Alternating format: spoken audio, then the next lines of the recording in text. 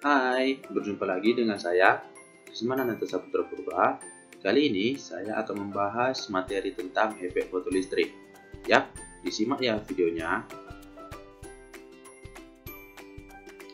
Alwetz pada tahun 1888 mengamati bahwa suatu keping logam Zn akan kehilangan muatan listrik negatifnya jika disinari dengan cahaya ultraviolet. Namun, jika muatan keping tersebut mula-mula positif, tidak akan terjadi hilangnya muatan. Alwetz menyimpulkan bahwa cahaya ultraviolet mendesak muatan listrik negatif keluar dari permukaan suatu keping logam yang netral.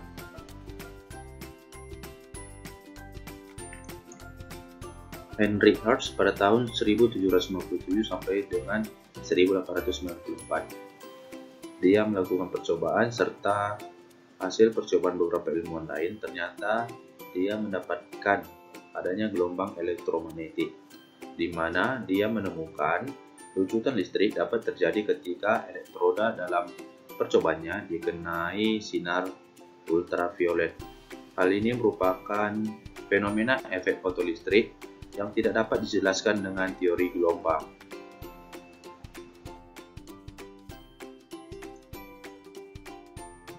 Efek fotolistrik salah satu yang tidak dapat dijelaskan dengan teori fisika klasik.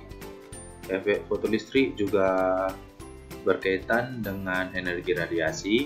Logam akan melepaskan elektron dari permukaan. Logam bergantung jenisnya, logam memiliki nilai energi minimum agar elektron tetap terjaga. Energi ambang logam disebut juga fungsi kerja logam atau WO. Rumus WO di sini yaitu ketetapan Planck dikali frekuensi ambang logam atau ketetapan Planck dikali kecepatan cahaya dibagi dengan panjang gelombang. Cahaya yang berisikan energi dalam sebuah foton yang bertumbukan dengan sebuah elektron logam dapat menghilang atau lenyap sambil mentransfer semua energinya pada elektron. Cahaya atau energi foton dilambangkan dengan E, di mana rumusnya yaitu ketetapan Planck dikali frekuensi cahaya atau ketetapan Planck dikali kecepatan cahaya dibagi dengan panjang gelombang. Elektron merupakan unsur dalam katoda, di mana elektron merupakan energi yang tersisa muncul sebagai energi kinetik atau EK. Digunakan elektron untuk bergerak. Elektron atau energi kinetik rumusnya energi foton dikurang energi ambang logam atau ketetapan Planck dikali dengan frekuensi cahaya dikurang frekuensi ambang logam. Potensial henti. Jika katoda diberi tegangan minus dan anoda diberi tegangan positif, maka arus yang mengalir bertambah deras. Jika tegangan anoda dan katoda dibalik, ternyata arus yang mengalir akan semakin kecil sampai mendekati tegangan tertentu yang tidak ada arus, di mana rumusnya yaitu EK max sama dengan muatan dikali V0, sehingga V0 atau potensial henti sama dengan EK max dibagi muatan.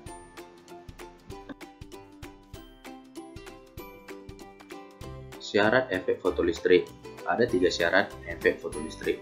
Yang pertama yaitu energi foton harus lebih besar dari energi ambang logam. Yang kedua, frekuensi cahaya harus lebih besar dari frekuensi ambang logam. Dan yang ketiga, ataupun yang terakhir, panjang gelombang cahaya harus lebih besar dari panjang gelombang ambang gelombang. Berikut saya tampilkan juga video percobaan tentang efek fotolistrik. Jadi di laboratorium fisika atom inti ini adalah setup percobaan fotolistrik yang kita punya. Jadi di sini diurut dari kiri ke kanan, kita punya sumber cahaya putih. Kemudian di sini ada lensa fokus, lensa cembung yang diatur nanti bisa untuk mendapatkan fokus. Di sini adalah diafragma untuk mengatur besar kecilnya berkas cahaya yang kita butuhkan yang keluar di sini. Kemudian di sini ada dudukan buat filter cahaya. Jadi karena sumber cahaya adalah cahaya putih, yang kita butuhkan itu adalah nanti memvariasikan frekuensi dari cahaya yang datang yang mengenai logam, sehingga kita akan lihat apakah efek fotolistrik terjadi atau tidak, sehingga kita perlu menyeleksi frekuensi dari gelombang yang datang. Nah, di sini kita punya sederetan filter cahaya yang akan kita gunakan untuk menyeleksi frekuensi cahaya yang datang, mulai dari merah, jingga, hijau, kuning, biru, dan ungu. Kemudian di sini kita punya yang namanya sel fotosel ya. Jadi di dalam fotosel ini kebetulan ditutup ya. Di dalam fotosel itu ada dua keping elektroda, yaitu anoda dan katoda. Anoda itu adalah keping target logam yang ingin kita cari nilai fungsi kerjanya. Kemudian keping selanjutnya adalah katoda. Jadi sel foto ini kita hubungkan dengan galvanometer. Ini galvanometer.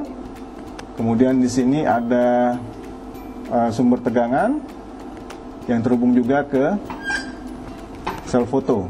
Kemudian di sini ada voltmeter untuk membaca berapa tegangan yang muncul.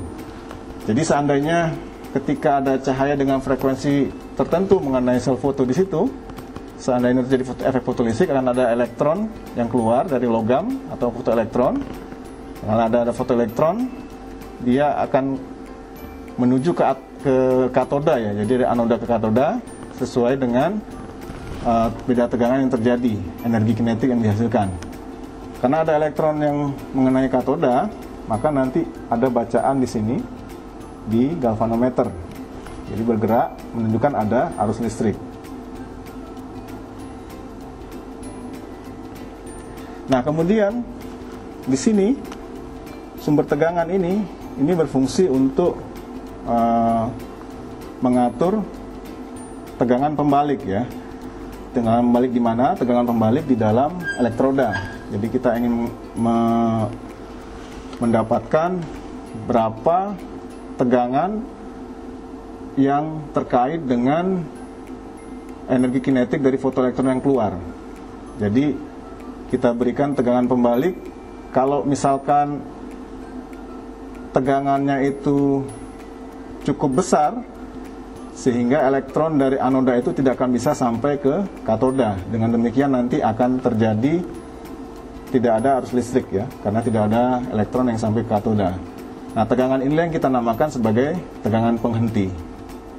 Ya, kalau kita lihat setup percobaan ini terlihat seperti kuno ya, tapi dari segi pedagogi penyampaian konsep, setup ini lebih baik dibandingkan dengan setup eksperimen fotolistrik yang modern. Karena dalam yang setup yang modern itu kita hanya dapatkan kotak black box ya, kita tidak tahu apa isinya. Kemudian yang keluar adalah angka-angka tegangan dan arus. Jadi susunan ini meskipun kelihatan kuno, ini lebih baik dari segi pedagogik. Berikut ini adalah prosedur kita pengambilan data percobaan efek fotolistrik. Jadi pertama pastikan cahaya dari sumber cahaya ini nyala ya. Jadi ini dibedakan, ini adalah cahaya putih yang ini dibantu untuk melihat ya. Untuk ketika kita melakukan eksperimen ini lebih baik dimatikan ya. Lebih baik dimatikan. Cahaya sudah nyala putih. Kemudian pada eksperimen ini kita ingin menentukan frekuensi ambang dari logam target. Jadi dalam logam target ini, di dalam sini itu ada target, logam target yang berfungsi sebagai anoda. ya kita ingin tahu berapa nilai fungsi kerjanya, kemudian kita ingin tahu juga berapa energi kinetik maksimum dari fotoelektron yang keluar dari logam target tersebut. Berikut ini adalah prosedur kita melakukan eksperimen percobaan efek fotolistrik. Pada eksperimen ini kita akan menentukan berapa nilai fungsi kerja dari logam anoda yang menjadi target di sini.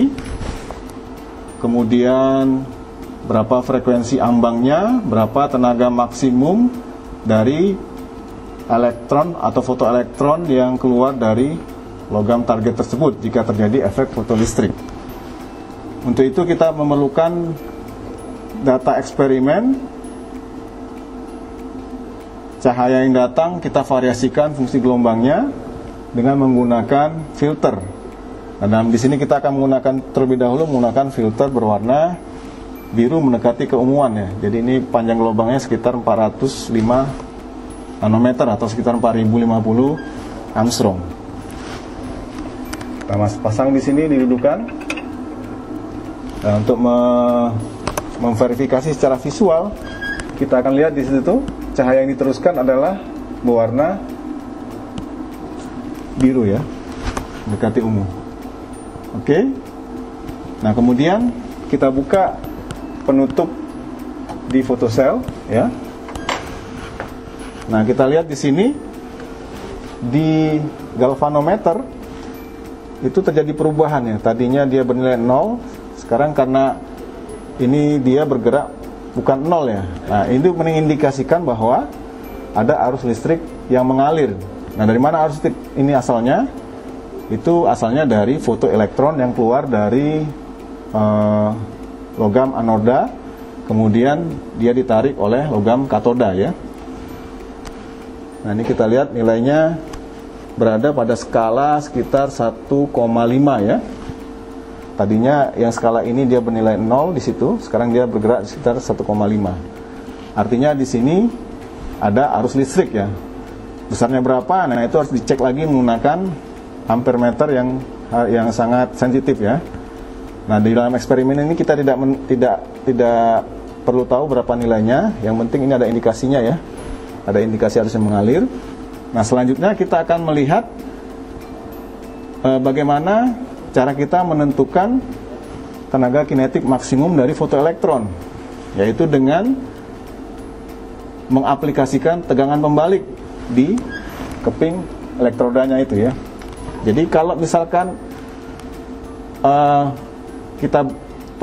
tegangan di katoda itu kita berikan tegangan yang berlawanan dari muatan elektron yang keluar dari anoda, nah dia akan untuk nilai tertentu si elektron akan berbalik ya. Elektron tidak akan nyampe ke katoda ya. Nah, bagaimana cara kita mengamati itu? Yaitu dengan memvariasikan ini nilai tegangan pembalik ya. Nah, kita variasi tegangan pembaliknya sampai tidak ada arus lagi yang terbaca di galvanometer ya. Itu ya, pelan-pelan, belum sampai 0.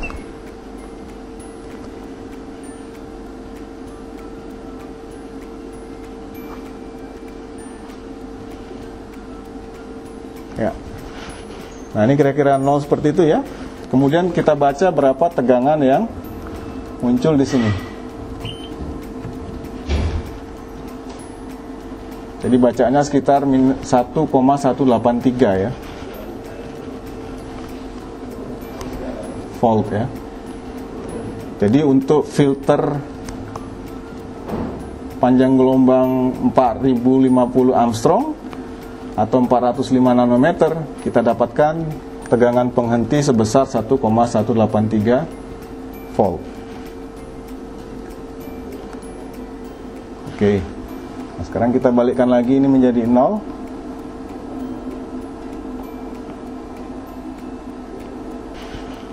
Selanjutnya kita coba untuk filter yang lain ya. Jadi di sini bisa dilihat Ini adalah filter berwarna oranye kira-kira ya. Panjang gelombangnya sekitar 5.700 Armstrong ya. Kita pasang di sini. Artinya ini filternya akan menyeleksi cahaya putih yang ini. Itu yang dilewatin hanya cahaya oranye ya, yang berpunya panjang gelombang sekitar 5.700 Armstrong.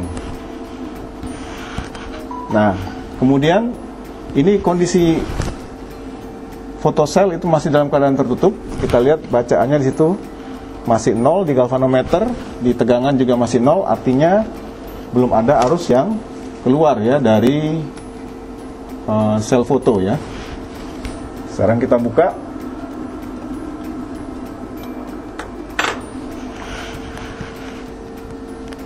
Ya. Nah, kita lihat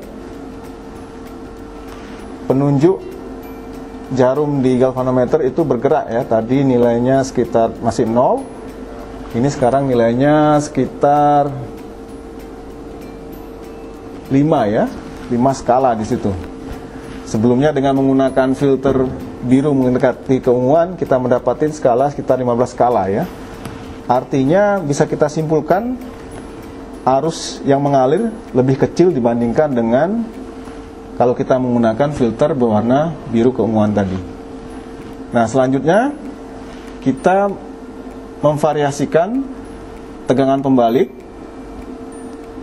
agar supaya nilai arusnya ini menjadi 0 ya. Tujuannya kita ingin mendapatkan tenaga kinetik dari fotoelektron yang keluar dari anoda yang bergerak menuju ke katoda ya. Jadi kita putar ini, putar situ ya, sampai dia 0 di galvanometer.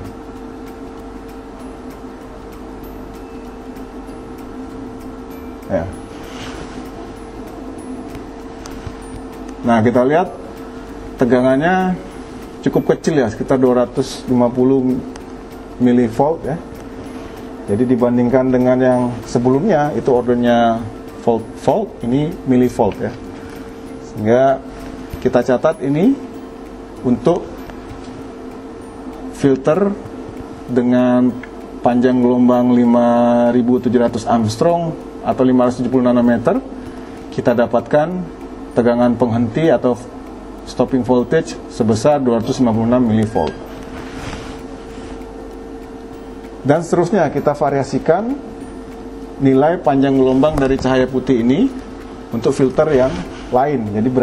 Jadi idealnya itu dari spektrum merah sampai ke ungu ya. Jadi itu bisa dipilih dengan menggunakan filter yang kita punya ya. Jadi nanti dalam eksperimen kita dapatkan 2 kolom, yaitu kolom pertama berisi nilai tegangan penghenti atau stopping voltage. Kemudian kolom kedua berisi nilai dari panjang gelombang cahaya yang datang yang kita gunakan, yaitu melalui filter. Nah, kita bisa menambahkan kolom ketiga yaitu frekuensi dengan menghitung menggunakan rumus kaitan antara energi dengan panjang gelombang ya. Energi sama dengan Hc per lambda ya, atau kaitan antara panjang gelombang dengan frekuensi yang terkait dengan tetapan cahaya ya. Terima kasih telah menonton. Saya Krisman Ananta Saputra Purba selaku penjelasan materi tentang efek fotolistrik mohon pamit undur diri. Selamat pagi dan sampai jumpa kembali.